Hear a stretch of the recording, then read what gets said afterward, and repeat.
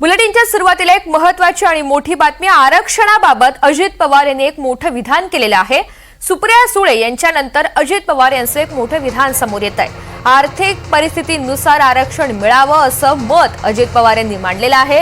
ज्याला त्याला त्याच्या मागणीप्रमाणे आरक्षण मिळावं असं मत सुद्धा अजित पवार यांनी व्यक्त केलंय। आर्थिक स्थितीनुसार आरक्षण मिळावं त्याला आमचं दुमत असण्याचं कारण नाही असंही आज अजित पवार यांनी भाष्य केलेलं आहे। तिथे इंडस्ट्री आल्यावर तरुणांच्या तरुणींच्या हातात आपण त्याच्यातनं काम मिळेल त्या पद्धतीने आपण पुढे जाऊ। माझी एवढीच विनंती आहे, तुम्ही जातीचा पातीचा नात्याचा गोष्टीचा विचार करू नका। मित्रांनो, मी राजकारण करत असताना मी जात पात नातं गोतं बघत नाही, माणूस बघतो आणि मदत करतो। इथं काय होतं, काही लोक वेगवेगळ्या पद्धतीनं जातीचं फूळ डोक्यामध्ये बसवण्याचा प्रयत्न आणि समाजामध्ये तेढ निर्माण करण्याचा प्रयत्न करतात। हिंदवी स्वराज्याची स्थापना छत्रपती शिवाजी महाराजांनी केली, त्यावेळेस त्यांनी 18 पगडीसाठी 12 बंडुतेदारांना बरोबर घेऊन हिंदवी स्वराज्य स्थापन केलं। त्याशिवाय शाहू फुले आंबेडकरांच्या विचारधारेने आपल्याला गेलं तरच बीडकरांनो आपलं भलं होणार आहे, हे आपण कृपा करून लक्षात घ्या। कोणी चुकीचं डोक्यामध्ये काहीतरी खूण घालण्याचा प्रयत्न करत असेल तर त्याला सांगा की बाबा आपण माणसाची माणसं आहे, सगळ्यांचं रक्त लालच आहे, कशाला तू जातीचा आम्हाला सांगतोय। जातीचा जे काही म्हणजे प्रत्येकाला रिस्पेक्ट दिला पाहिजे, ज्याला त्याला त्यांच्या मागणीप्रमाणे किंवा त्यांच्या एकंदरीत आर्थिक परिस्थितीप्रमाणे आरक्षण वगैरे मिळावं याबद्दल आमचं कुणाचं दुमत असण्याचं कारण नाही। पण त्याच्यातून काही जण राजकारण करण्याचा प्रयत्न करतात, त्याला कृपा करून आपण आवर घातला पाहिजे अशी माझी विनंती आहे। शेवटी आमचे प्रतिनिधी मोहसिन शेख आपल्या सोबत आहेत, अधिकची माहिती त्यांच्याकडून जाणून घेऊयात। मोहसिन, सुप्रिया सुळे यांच्या पाठोपाठ आता अजित पवार यांचं हे आरक्षणासंदर्भातलं एक महत्त्वाचं आणि मोठं विधान म्हणावं लागेल, त्यांची नेमकी भूमिका काय स्पष्ट होते या विधानानंतर? ऋतुजा, अत्यंत महत्वाचं विचारलेलं आहे, कारण हे मोठं विधान अजित पवारांचं आपल्याला म्हणता येईल। कारण मराठा आरक्षणाचा मुद्दा आणि ओबीसी मुद्दा हा मराठवाड्यात गाजतोय। त्याच मराठवाड्यातील बीड जिल्ह्यातील कोकरमोहा गावात अजित पवार गावकऱ्यांशी संवाद साधत होते आणि त्यावेळी त्यांनी हे वक्तव्य केलंय। काही दिवसांपूर्वी सुप्रिया सुळे यांनी एनडीटीव्ही च्या प्लॅटफॉर्मवर बोलताना आर्थिक निकषानुसार आरक्षण बाबत वक्तव्य केलं होतं आणि त्यानंतर आता अजित पवारांनी देखील आर्थिक निकषानुसार जर आरक्षण मिळत असेल, मागत असेल तर त्याला आमचं दुमत नाही असं मोठं विधान केलेलं आहे।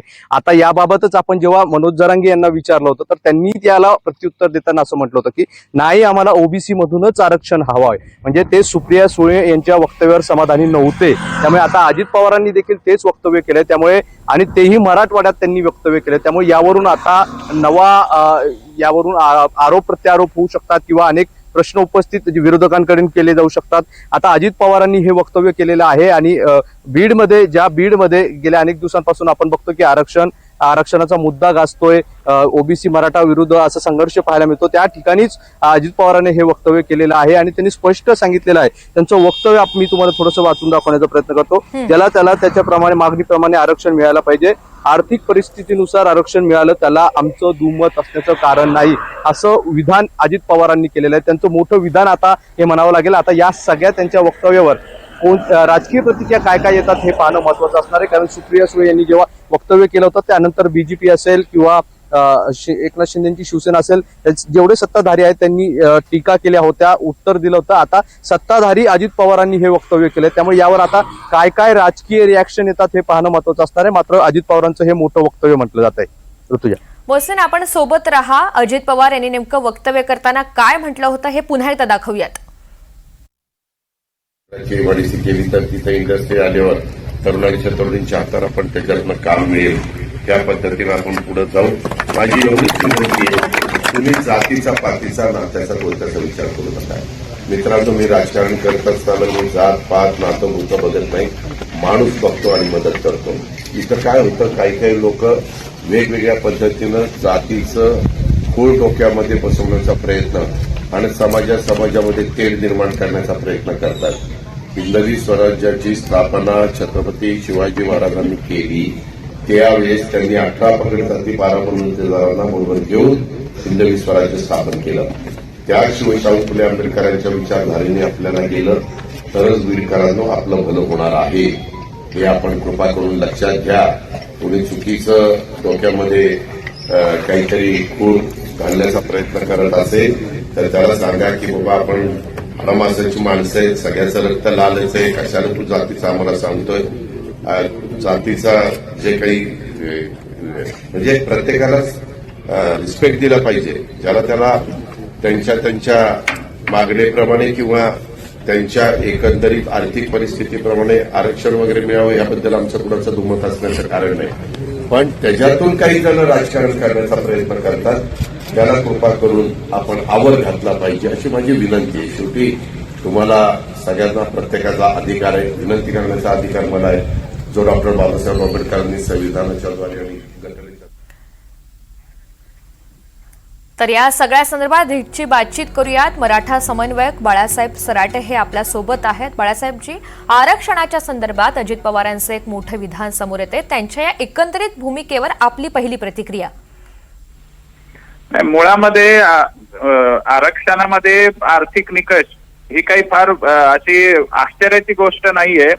आता मागच्या वर्षी एसटीच्या आरक्षणासंबंधी जो निकाल दिला माननीय सुप्रीम कोर्टाने, त्याच्यामध्ये सुद्धा एसटी साठी क्रीमी लेअर आलं पाहिजे अशी चर्चा सुरू झाली होती. त्यामुळे पहिल्यांदा एक लक्षात घेतलं पाहिजे की अजितदादांचं जे स्टेटमेंट आहे ते केवळ या ओबीसी संदर्भातल्या आरक्षणासाठी किंवा मराठा आरक्षणासाठी अशा प्रकारचं आहे. सुप्रिया सुळेताई असो की अजितदादा असो, त्यांनी एसटी आरक्षणाला आर्थिक निकषावर करा अशी काही भूमिका घेतल्याचं कुठे दिसत नाही. जिथपर्यंत ओबीसी आरक्षणाचा प्रश्न आहे, 1963 मध्ये गजेंद्र गडकर साहेबांचं जे घटनापीठ होतं MR Balaji versus state of Mysore, त्यामध्ये पण जातीच्या आधारावर आरक्षण द्यायला बंदी आणली होती. त्याच्यानंतर 1964 मध्ये आर चित्रलेखाचा निकाल आला सुप्रीम कोर्टाचा, त्याच्यामध्ये आर्थिक निकष मान्य करण्यात आलेला आहे. आणि हे दोन्ही निर्णय इंदिरा साहनी खटल्यामध्ये 1992ला ग्राह्य धरलेले आहेत. इंदिरा साहनीमध्ये 10% जे आर्थिक निकषाचं आरक्षण नरसिंहराव सरकारने दिलं होतं, ते आर्थिक निकष वाईट म्हणून रद्द नव्हतं ठरवलं. त्या सरकारने त्याचे क्रायटेरिया ठरवले नव्हते वर्षभर झाला तरी, म्हणून त्याच्याबद्दल सुप्रीम कोर्टाने म्हटलं की आता काही त्याचा विचार करता येणार नाही. त्यामुळे आर्थिक निकष हा माननीय सुप्रीम कोर्टाने याच्या आधीच मान्य केलेला आहे. MR बालाजी केस असू द्या किंवा आर चित्रलेखा केस असू द्या किंवा इंदिरा साहनी केस असू द्या, या लँडमार्क जजमेंट मध्ये आर्थिक निकष हा मान्य केलेला निकष आहे. त्यामुळे केवळ जातीच्या आधारे आरक्षण देणं हे तसं पण घटनाबाह्य आहे, कारण जाती विरहित समाज रचना करणं हे घटनेचं मूळ उद्दिष्ट आहे.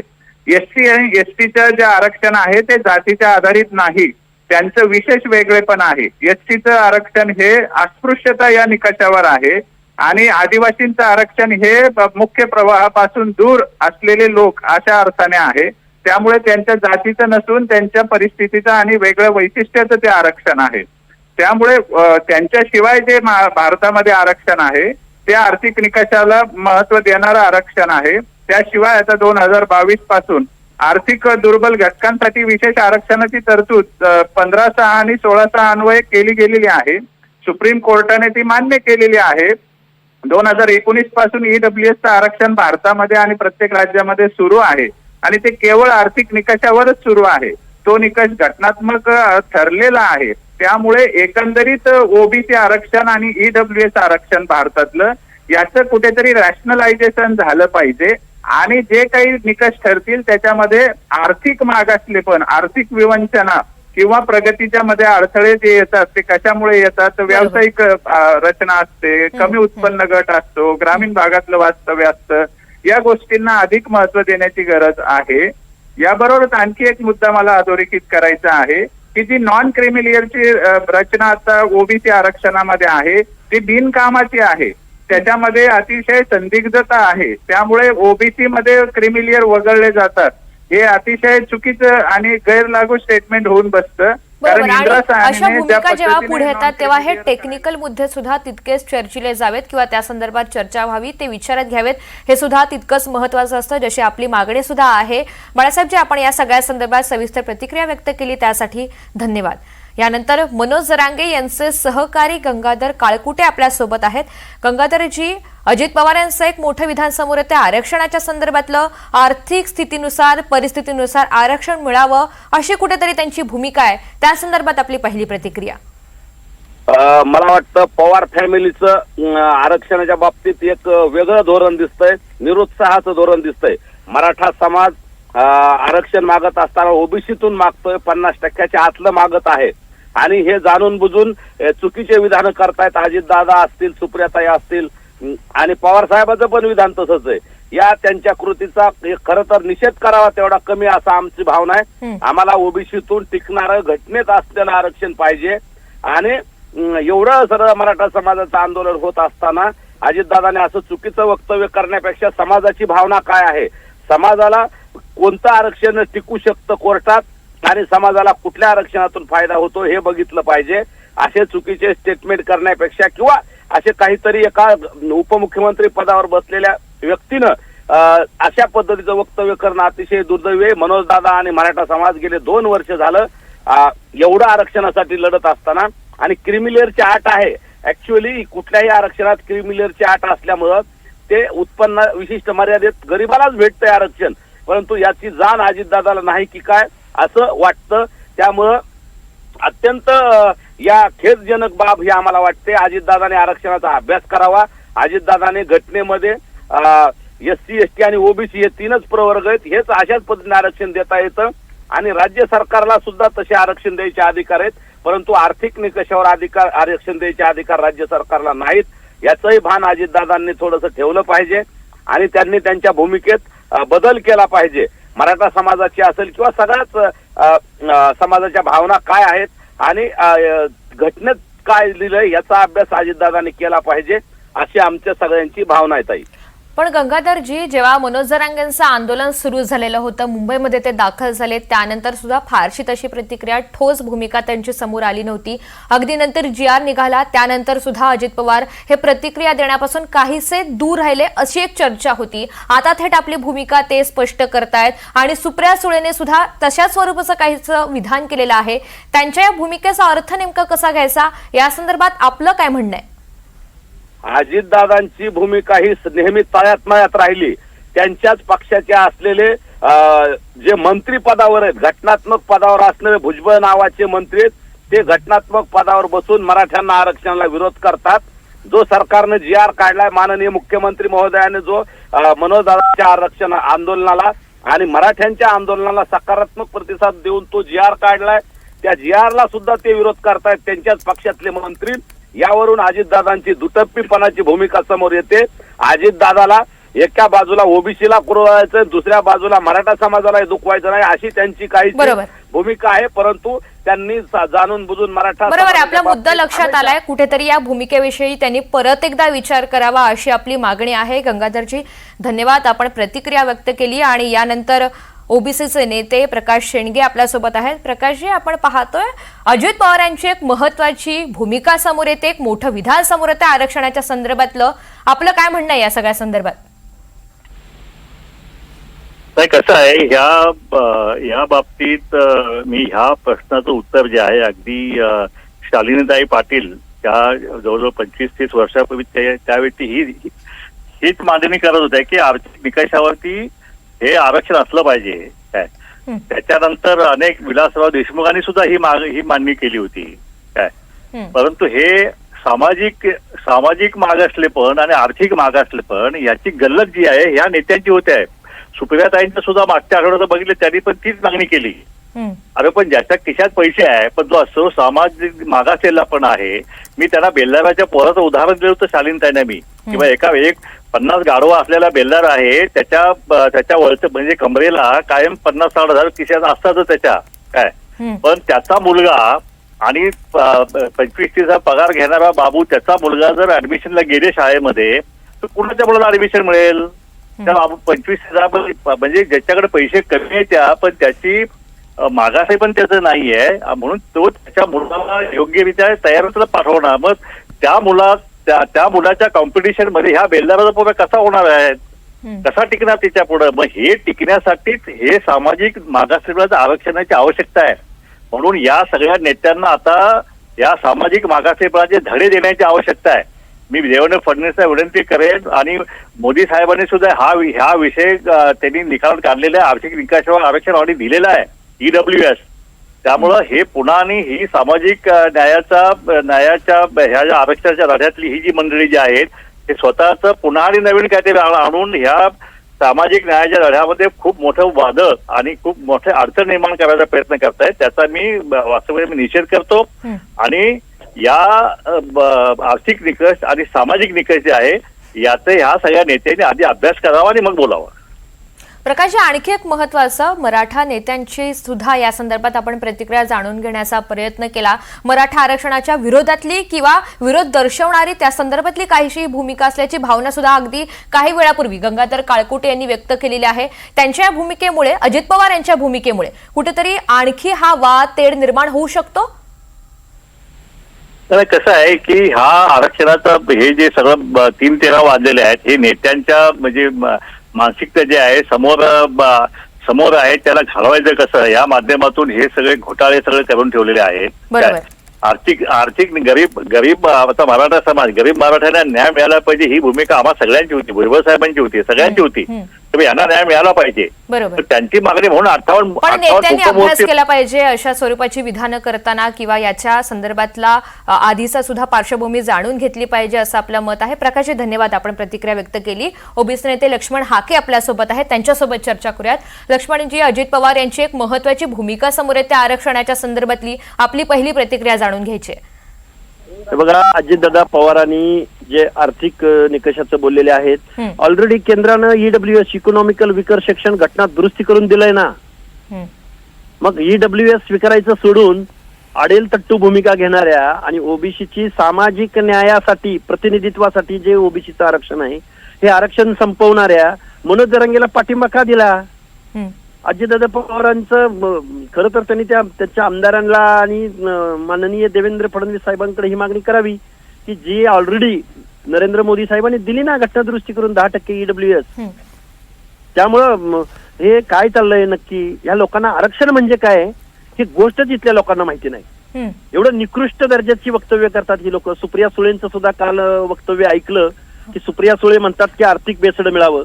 अहो सुप्रिया सुळे, तुम्ही पवार साहेबांच्या पोटी जन्माला आलात, तुम्ही खासदार झालात, तुम्ही खासदार होत असताना तुम्हाला सहज मिळालं ना सगळं.